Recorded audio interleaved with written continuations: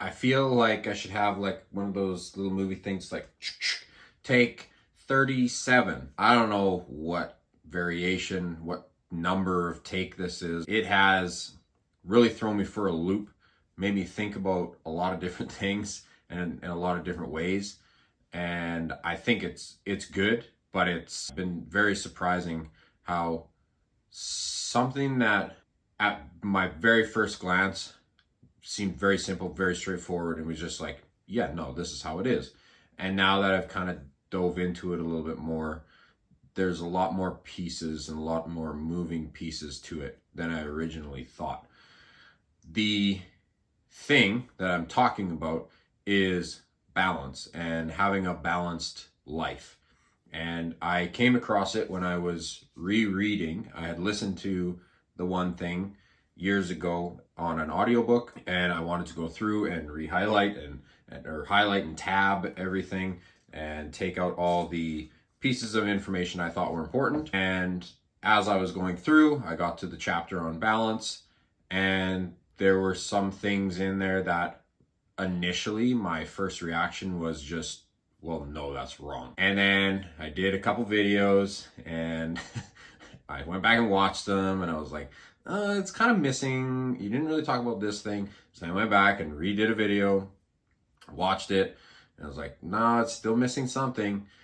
I went and redid another one, and I don't know how many times I did this. But anyways, it's been multiple different renditions of this conversation, and I don't even know if I have come to a distinct conclusion as I'm shooting this, and we're gonna walk through this together. Having a balanced life, some of the phrases that he has in there, which kickstarted my first initial knee-jerk reaction to say, no, he's wrong. That one specifically was that a balanced life is not possible, or balance is not possible. And there's a lot of, as I've dove into this, there's a lot of pieces to that. Now, the phrase that he has before he gets to that, where he says, balance is something that you actively do rather than something you achieve. That I very much do agree with, in the sense that balance is not going to be something that once you have it and it is balanced and everything is happy, if you think you can achieve balance, if you think it is possible, once you've got it, then you disregard it and just never think about it again. That is definitely, in my opinion and in his opinion, not the case. Balancing is something you're going to constantly have to do and have to work on and reassess throughout your life, and throughout different phases of your life and different time frames. And that part I very much agree with, and that makes a lot of sense to me. But the part where he goes into just blatantly says balance is not possible, that's the part that I'm really struggling with. There's a reason why I do agree why it might not be possible, and there's also reasons why I think it is possible depending on how you think of balance. So balance in and of itself the few definitions here, it can be an even distribution of weight, enabling someone or something to remain upright and steady. Makes sense. It also is defined as a condition in which different elements are equal or in the correct proportions. Sure, makes sense. The last one that I've got is keep or put something in a steady position so that it does not fall. But then I looked up a balanced life and what that means, and one of the definitions that came back was achieving optimal health in all aspects of your life: relationships, work, fitness, health, and emotional happiness. And in that one right away, the achieving optimal in all aspects, that part kind of threw me off, in that I don't necessarily think is the best way to frame it. And I think that optimal in all areas can be slightly misleading, just like a balanced life can be slightly misleading depending on how you view it and how you think about it.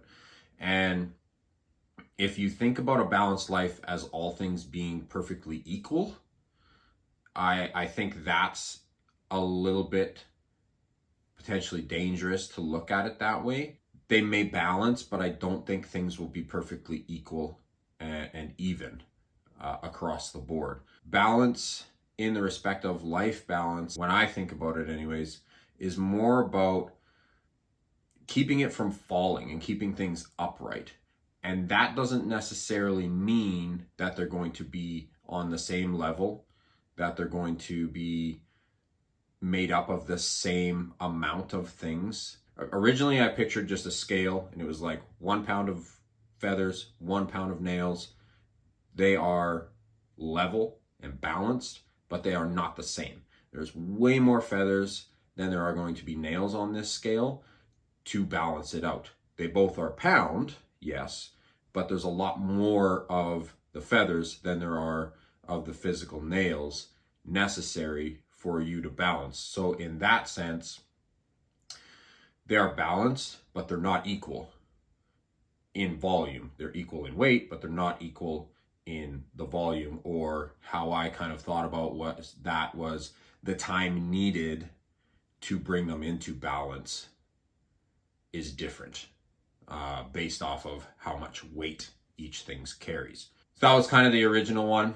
And then I went to, well, maybe it's like a teeter-totter, like a multifaceted teeter-totter with different arms that carry different things. And you're just trying to make sure that it doesn't get too far one way and spill everything off of it. And I think there is something to that. Again, not everything is going to be exactly the same level, but they can still be upright and still be productive and in the correct proportions, as it says. And I think that can be a place where you still have a really good relationship, work, fitness, health, and emotional happiness, as the one definition said. Those things can all still be very high quality in respect to your own personal priorities. And that's kind of another layer of this, of the balance that you feel or don't feel is going to be related to what your priorities are and how the order of which you prioritize those things, and how your time spent on each of those things, and how the energy spent on each of those things, and the results you're getting from each of those things, and how that all kind of calculates out, and how that matches or does not match your priorities. And I think this idea of priorities and your priorities and the level at which you prioritize different things playing into this, I view that now a little bit more.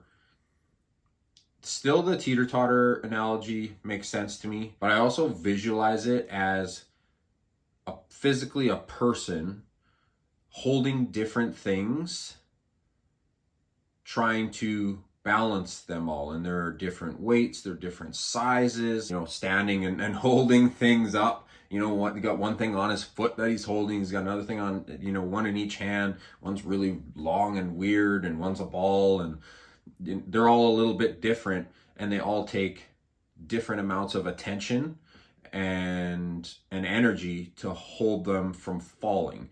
Now, you're not going to get them all on the same level, but they can still be in a state of homeostasis where they're still all upright and functioning properly. The big part of this, of having to actively balance this as opposed to achieve balance, is that you're constantly going to have to put in the time, put in the energy, put in the focus on each of these pieces to make sure that they stay upright.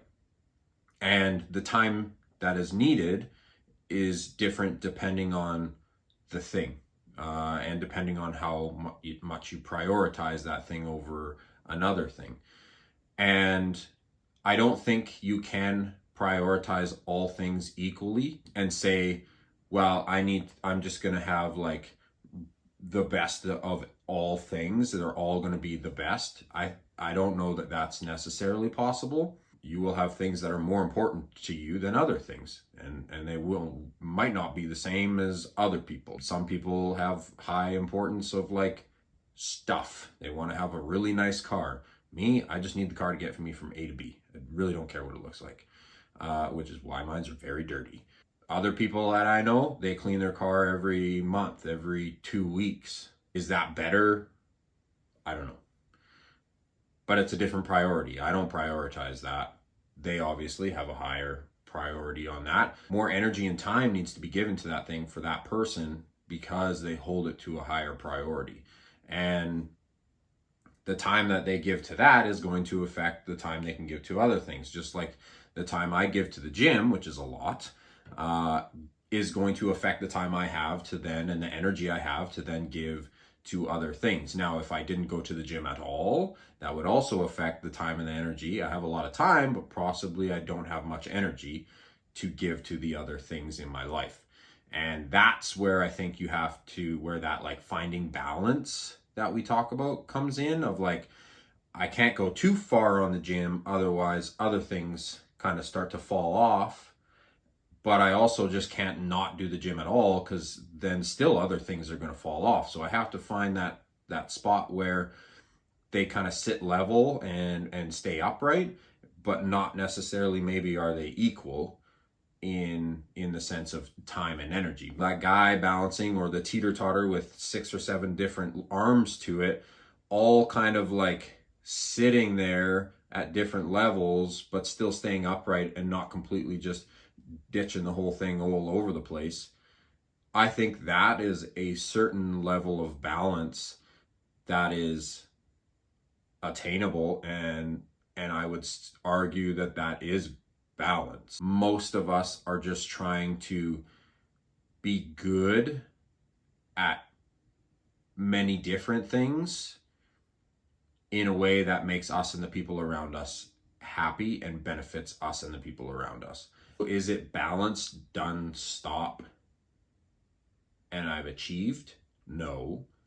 I think you are constantly balancing, which gives the illusion of it being balanced. You're constantly going to be adjusting as things come in, as things leave. As those things happen throughout your life, which will happen at many different stages in your life, then you will have to be adjusting that balancing act that you're doing. And even when things stay consistent in the sense of my priorities have not changed, and I've got really good systems in place to keep my priorities matched, and and my time and my energy I feel like is serving those priorities, you're still actively having to balance and having to put in the time and the energy on those things to maintain that. And that gives the illusion that everything is balanced and happy, but I continually have to put time and energy into those things to keep them that way. Let me know what you think, if this makes sense to you, or if I'm just blabbing for the 17th time to my phone for no reason, which is very possible. I'm very interested on this one. I think there's going to be some very different perspectives and some things that I probably have not thought about and not considered. And I would love to have those things brought to my attention and potentially added to this, so I can, maybe do like do the video the 18th time. Because why not? Right? But yeah, interested in what you guys have to say and what you guys think. So let me know, please, and we'll see you in the next one. Hopefully it doesn't take me as long to get the next one set up for you guys.